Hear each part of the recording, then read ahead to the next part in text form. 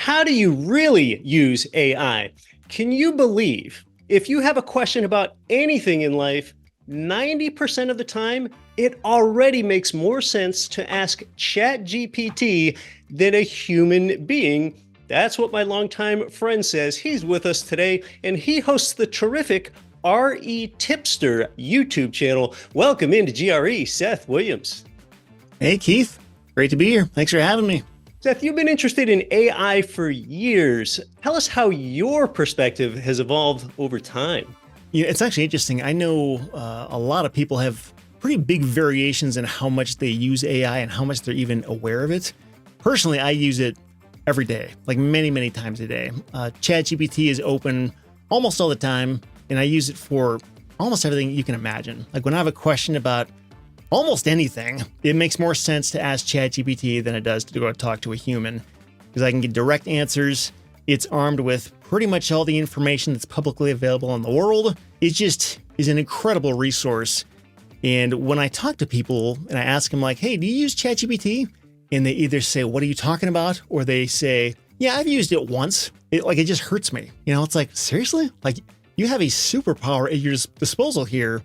You're not using it. It's kind of like what the internet was back in 1995 or something, where like some people kind of got it, but a lot of people didn't get it yet. It's pretty crazy when you can harness the power of not just ChatGPT, but all of this AI stuff that's available now. Like there's incredible, very powerful leveraging opportunity here.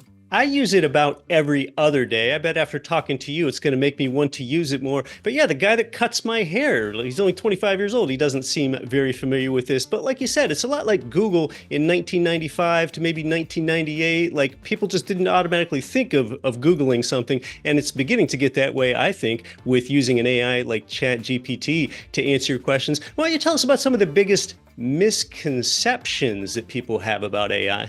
Yeah, well, that's a good question. I guess it kind of depends on where they're coming from and what they are even aware of in terms of what it's capable of. But I know one thing I hear from time to time is people will say, well, I'm not a content creator, so I don't really have a use for that. Like it makes sense if you're like a blogger or a podcaster. And I guess the good thing is that they at least have some awareness of what it can be used for. But things like ChatGPT can be used by pretty much anybody who knows how to type on a computer or even speak to their phone. It just goes on and on. Like the ChatGPT mobile app, for example, like I just love this thing. You do have to be a paying Plus member, which is $20 a month, but that is a laughably inexpensive price for everything that ChatGPT can do for you, especially the mobile app. I can turn this thing on. I can use it as a camera to point to anything and have it give me insights and instructions on how to deal with this thing, whether it's a plumbing problem. I was just using it this morning.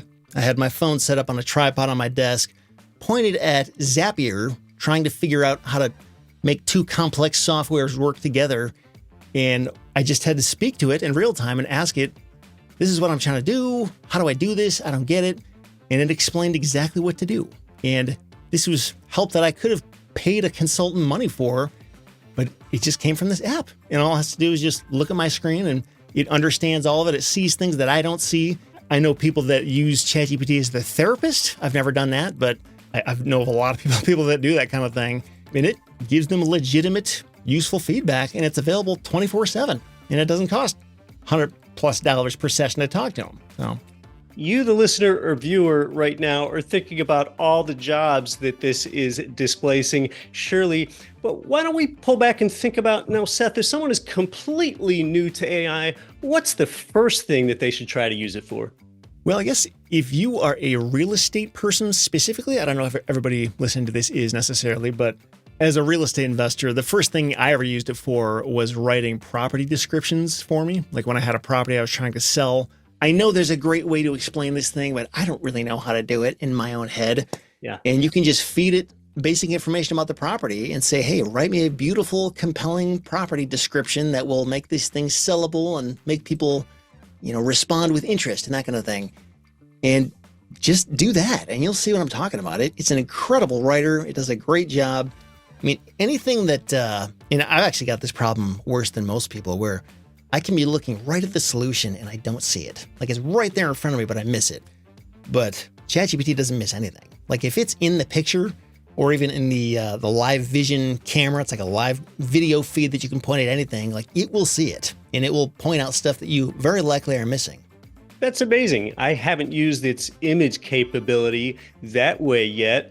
So, and really that brings up, Seth, there are so many AI tools available, like an explosion these past couple years. How is a person supposed to decide which ones are worth using and which ones are not?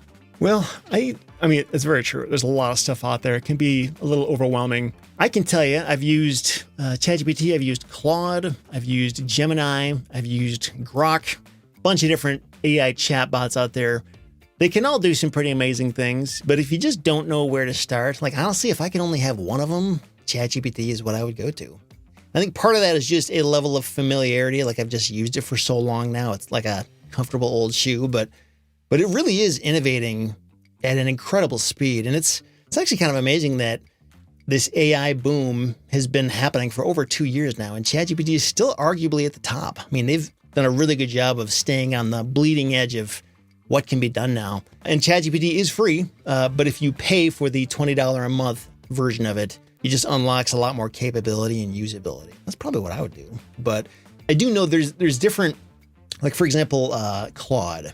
I've seen this myself, and I've heard this from a lot of other people. If you're trying to like write a story, for example, Claude is actually a better writer than most things out there. So if that's what you're trying to do, like, go with Claude. If you want like a one all-purpose tool that can do pretty much everything reasonably well, that's what ChatGPT is, in my opinion. Oh, those are some great tips. And yeah, I thought it was pretty impactful last year when even when you do a Google search, at the top of that, there is now an AI summary before you see your conventional Google search sort of hits, which actually concerned Google advertisers for a little while. But Seth, how about some of the most driest and esoteric reading that we can think of, and how AI can speed that up and make it more interesting? Just say, doing due diligence in real estate, like reviewing municipal regulations or zoning rules and property restrictions. How does AI help you there? Yeah, for sure. I've used it numerous times for that. It's perfect for that. So, for example, in the land business, one way that you can make money from land is by subdividing land. And one strategy within the subdividing business is to find properties they're called exempt subdivides, which means that you can essentially do the subdivide and not get anybody's permission to do it. Like, you can just split it up and not ask anyone, and you can do it. But you can only do that if the size of the property is over a certain threshold. In Texas, I think it's 10.01 acres or higher. There's certain places, Michigan, they're similar. But you can figure this out by looking at the county and the municipal guidelines to understand what is that threshold, or does that threshold exist at all?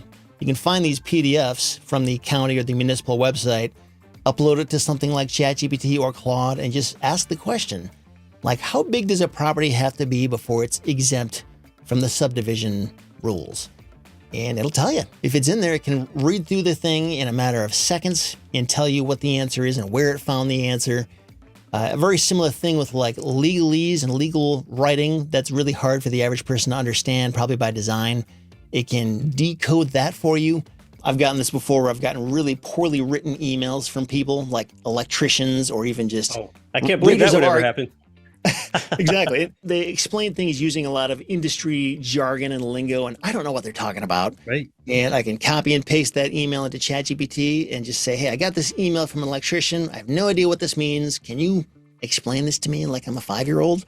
And it does it, and it works every time. Where it's like, oh, okay, that's what you meant. And I can just know that instead of having to respond to them and say, hey, can you reword that for me? I don't understand it. And then they reply and it's bad again. And it goes back to this, a lot of questions that a lot of us have every single day. Historically, we've gone to people to ask those questions. Sure.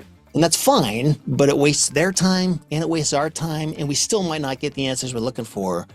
But with things like ChatGPT, like, you almost certainly will get the answer you're looking for very quickly, and it doesn't waste anybody's time other than the time you have to spend asking the question. So it's just it's a big 80-20 lever. You can get a lot more done without relying on the limits of humans to get the job done. We're talking about how you can use AI in your overall life and in real estate a little bit too with Seth Williams. You're watching video part 1 of 2. Seth and I are going to continue. Join us in the conversation. We're going to talk more, including a process to summarize YouTube videos and extract key insights from those with AI, and a whole lot of other ways that you can use this tool that you're probably missing out on. Watch part 2 of 2 on this with Seth and I right now, right here on the RETipster YouTube channel.